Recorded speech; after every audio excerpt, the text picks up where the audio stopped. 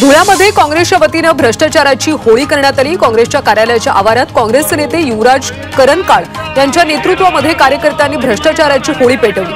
महायुती सरकारला आश्वासनांचा विसर पडला, तर हे सरकार भ्रष्टाचारी असल्याचा आरोप यावेळी करण्यात आला। महाराष्ट्राला रेशन धान्याचा कोटा वाढवून मिळावा यासाठी खासदार प्रणिती शिंदेंनी संसदेत मागणी केली। गेल्या अनेक वर्षांपासून महाराष्ट्राला रेशन धान्याचा कोटा उद्दिष्टापेक्षा कमी मिळतो। हा रेशन कार्ड धारकांवर अन्याय आहे, त्यामुळे धान्याचा कोटा वाढवून देण्याची मागणी त्यांनी केली। पुण्यामध्ये रवींद्र धंगेकरांचे बॅनर झळकलेत। शिवसेना पक्षात पक्षप्रवेश करताच कसबा मतदारसंघात रवींद्र धंगेकर यांच्या समर्थकांकडून बॅनरबाजी करण्यात आली। जनतेच्या मनातला आमदार असा बॅनरवर आशय होता।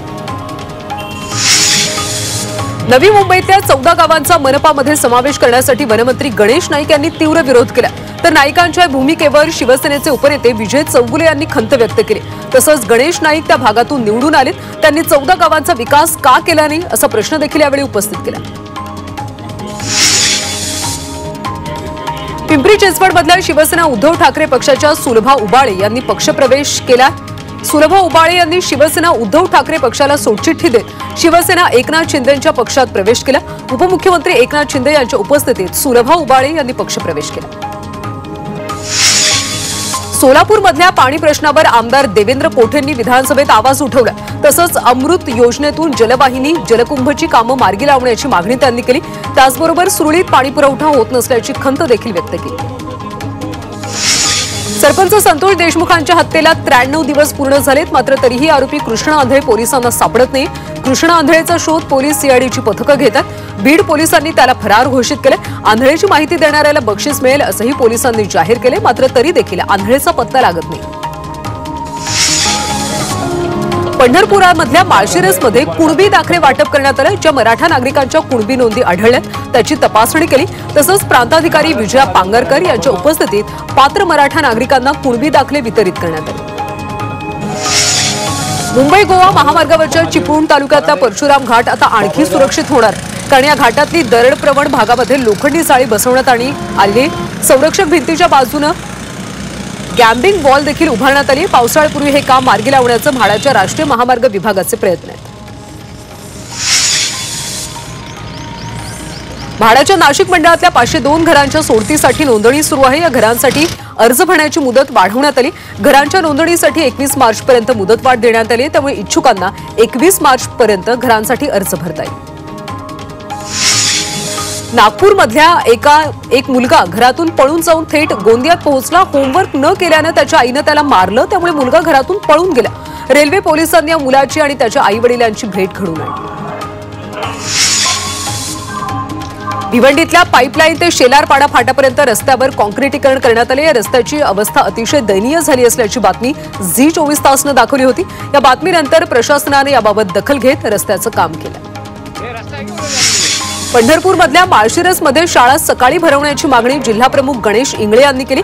ग्रामीण भागामध्ये उन्हाची तीव्रता वाढत असल्यानं दुपारी भर उन्हात विद्यार्थ्यांना पायी प्रवास करावा लागतो, त्यामुळे शाळांची वेळ सकाळी 7:30 ते 11 वाजेपर्यंत करण्याची मागणी करण्यात आली। पिंपरी चिंचवडमधल्या एका महाविद्यालयामध्ये विद्यार्थ्यांनी बनवलेली ऑफ-रोड कार अव्वल ठरली। हैदराबादमध्ये पार पडलेल्या स्पर्धेमध्ये देशभरातल्या 83 महाविद्यालयांनी सहभाग घेतला। या स्पर्धेमध्ये विद्यार्थ्यांनी तयार केलेल्या ऑफ-रोड रेसिंग कारला प्रथम क्रमांक मिळाला। एमपीएससीच्या सर्व परीक्षा आता मराठीत होणार आहेत। मुख्यमंत्री देवेंद्र फडणवीसांनी विधान परिषदेत याबाबतची माहिती दिली। विधान परिषदेचे सदस्य मिलिंद नार्वेकर यांनी एमपीएससीच्या परीक्षा मराठीत घेण्यासंदर्भातला प्रश्न उपस्थित केला होता। त्यावर उत्तर देताना एमपीएससीच्या सर्व स्पर्धा परीक्षा मराठीत घेण्याची राज्य सरकारची योजना असल्याचं मुख्यमंत्र्यांनी स्पष्ट केलं। मुंबईतल्या शाळांचं वर्षभराचं वेळापत्रक यंदा कोलमडण्याची शक्यता आहे। शिक्षण विभागाकडून अचानक 1ली ते 9वीच्या परीक्षा एप्रिल अखेर घेण्याच्या सूचना देण्यात आल्या, त्यामुळे नवीन शैक्षणिक वर्षासाठी परीक्षा संपवून 10वीचा अभ्यासक्रम कधी सुरू करायचा असा पेच निर्माण झाला। आरटीई मान्यता नसलेल्या 253 शाळांवर कारवाई केली। 2023-24 मध्ये अनधिकृत शाळांची संख्या 674 वरून 388 झाली असली तरीही अद्याप अनेक शाळा अनधिकृत असल्याचं चित्र आहे। सर्व शाळांची तपासणी केली जाईल अशी घोषणा शालेय शिक्षण मंत्री दादा भुसे यांनी केली आहे। जगातल्या टॉप 50 शिक्षण संस्थेमध्ये भारताच्या 9 शिक्षण संस्थांचा समावेश आहे। 3 IIT, 2 IIM आणि JNU सारखे काही संस्थांचा यामध्ये समावेश आहे. मात्र IIM अहमदाबादचं रँकिंग 22 वरून 27 वर घसरलं.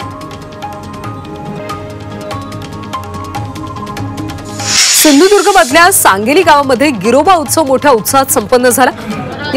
तर सर्वत्र शिमगोत्सवाचा उत्सव पाहायला मिळतोय. गणेशोत्सवानंतर कोकणातला सर्वात मोठा सण म्हणजे शिमगोत्सव असतो. नवी मुंबईच्या APMC बाजारपेठेमध्ये रंगांची खरेदी करण्यासाठी नागरिकांनी गर्दी केली. तसंच यावर्षी रंगाच्या दरात देखील वाढ झाली असून बाजारात नैसर्गिक रंग विक्रीसाठी मोठ्या प्रमाणात मागणी सुरू आहे. जळगावमध्ये होळीच्या पार्श्वभूमीवर पोलीस ऍक्शन मोडवर आली. तसंच होळीच्या निमित्तानं काही नियमावली बनवण्यात आली. लहान मुलांना रंगपंचमी खेळताना इजा किंवा नुकसान झाल्यास पालकांवर कारवाई होणार आहे. तसंच गावठी दारू विक्री करणाऱ्यांवर कारवाई केली जाईल. भंडाऱ्याच्या गौराळा गावातले नागरिक गेल्या 33 वर्षांपासून होळी खेळत नाही. तर या गावामध्ये रंगाचा सण भक्ती रंगात रंगून साजरा केला जातो. त्यामुळे गौराळा गाव होळी आणि रंग न खेळणारे गाव म्हणून ओळखले जाते. मुंबई नांदेड विशेष रेल्वे कुर्डुवाडी बार्शी स्थानकावर थांबणार आहे. लोकमान्य टिळक टर्मिनस मुंबई आणि नांदेड दरम्यान होळीनिमित्त रेल्वेच्या 4 विशेष फेऱ्या होणार आहेत. 12 मार्च ते 19 मार्च दरम्यान 22 डब्यांची ही एक्सप्रेस धावणार आहे. धुळे आणि नंदुरबार जिल्ह्यामध्ये तापमानाचा पारा 40 अंश सेल्सिअसवर पोहोचलाय. प्रशासनानं उष्माघाताचे रुग्ण हाताळण्यासाठी उपाययोजना सुरू केल्यात. जिल्हा रुग्णालयात उष्माघातक कक्षाची स्थापना करण्यात आली. वाढत्या उन्हामुळे पपई, केळी यासह रब्बी हंगामाच्या पिकांना देखील नुकसान होण्याची शक्यता आहे. नाशिकमध्ये चोरट्यांनी धुमाकूळ घातलाय. गेल्या 15 दिवसांपासून चोरट्यांनी 10 घरफोड्या केल्या. 10 तोळे सोनं चोरीला गेले. म्हसरूळ परिसरात चोरीची घटना CCTV चित्रित झाली. त्यामुळे नागरिक भयभीत झाले. चोरीच्या घटना थांबवा अशी मागणी नागरिक करतात. यवतमाळच्या आर्णीमध्ये एका 14 वर्षीय विद्यार्थिनीवर रिक्षा चालकानं अत्याचाराचा प्रयत्न केला. यावेळी विद्यार्थिनीनं आरडाओरड केल्यानं एका व्यक्तीनं तिला शाळेबाहेर सोडलं. त्यानंतर विद्यार्थिनीच्या तक्रारीवरून आरोपी विरोधात गुन्हा दाखल करण्यात आला. जळगावमध्ये चोरट्यांवर कारवाई करण्यात आली. या कारवाईमध्ये चोरट्यांकडून 16 लाखांचा मुद्देमाल जप्त केला. या चोरट्यांनी वेगवेगळ्या मंगल कार्यालयांमधून रोकडसह दागिने लंपास केले होते. पनवेल पोलिसांनी व्यावसायिकांकडून जबरदस्तीने पैशांची मागणी करणाऱ्या आरोपीला अटक केली. ब्रिजेश चौहान असं आरोपीचं नाव असून त्यांच्या विरोधात अनेक खंडणीचे गुन्हे दाखल आहेत. दरम्यान पोलिसांना आरोपी उत्तर प्रदेशात लपून बसल्याची माहिती मिळताच पोलिसांनी त्याला उत्तर प्रदेशमधून अटक केली. जळगावमधल्या आयकर अधिकाऱ्याला 5,000 रुपयांची लाच घेतल्याप्रकरणी अटक करण्यात आली. या अधिकाऱ्यानं एका व्यक्तीचं हरवलेलं पॅन कार्ड रद्द करण्यासाठी 10,000 रुपयांची लाच तक्रारदाराकडे मागितली. त्यामुळे CBIनं अधिकाऱ्याला ताब्यात घेतलं. पुण्यातल्या शिरूरच्या रांजणगावमध्ये पत्नीची हत्या करणाऱ्या नराधम आरोपी पतीला अटक करण्यात आली.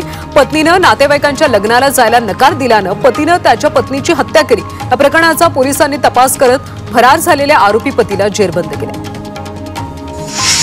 गोंदियातल्या काचेवाही गावमध्ये तलवार बाळगणाऱ्या आरोपीला अटक करण्यात आली. दहशत पसरवण्यासाठी हा आरोपी स्वतःजवळ तलवार बाळगत होता.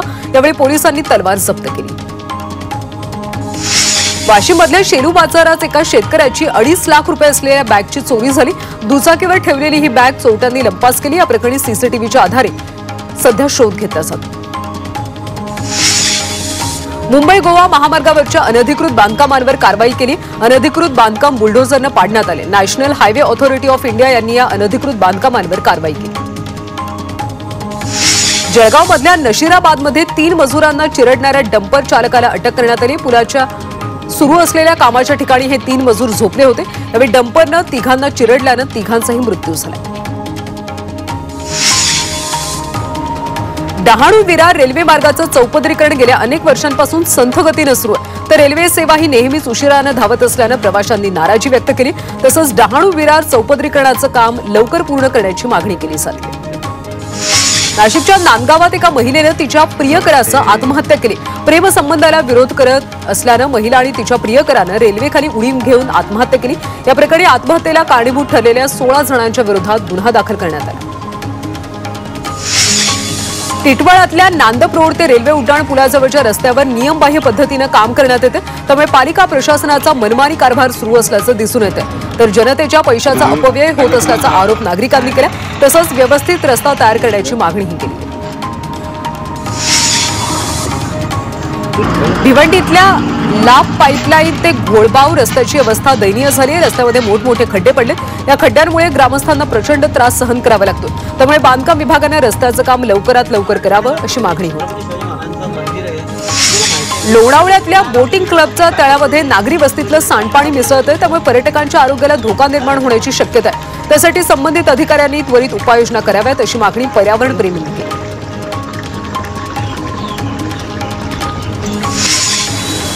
मुंबई गोवा महामार्गाचं काम अनेक वर्षांपासून रखडल्यामुळे नागरिक आता आक्रमक झाले. खेडमधल्या बोरस टोल नाका इथं जनआक्रोश समिती आंदोलन करणार आहे. यावेळी सरकारच्या डेडलाईनची होळी देखील केली जाणार. अंबरनाथ पालिकेच्या डम्पिंग ग्राउंडला भीषण आग लागली. आगीमुळे परिसरात मोठ्या प्रमाणात धुराचं साम्राज्य पसरलं. दरम्यान अग्निशमक दलानं आगीवर नियंत्रण मिळवलं. आगीमध्ये कोणतीही जीवितहानी झाली. HSRP नोंदणीसाठी बनावट वेबसाईटमुळे ग्राहकांची फसवणूक होती. गेल्या वर्षभरामध्ये बनावट वेबसाईट प्रकरणात 115 गुन्हे मुंबई पोलिसांकडे नोंद झाले. यापैकी 23 गुन्ह्यांची उकल करत 26 जणांना अटक करण्यात आली. नवी मुंबईतल्या पोलिसांनी ड्रोनच्या मदतीनं गुन्हेगारांना पकडले. पोलिसांना गुंगारा देत काही चोरटे वाशीच्या खारफुटीमध्ये शिरले होते. त्यामुळे चोरट्यांना शोधण्याचं मोठं आव्हान पोलिसांसमोर उभं होतं. मात्र ड्रोनच्या सहाय्यानं खारफुटीमध्ये लपलेल्या चोरट्यांना बेड्या ठोकण्यात पोलिसांना यश आलं.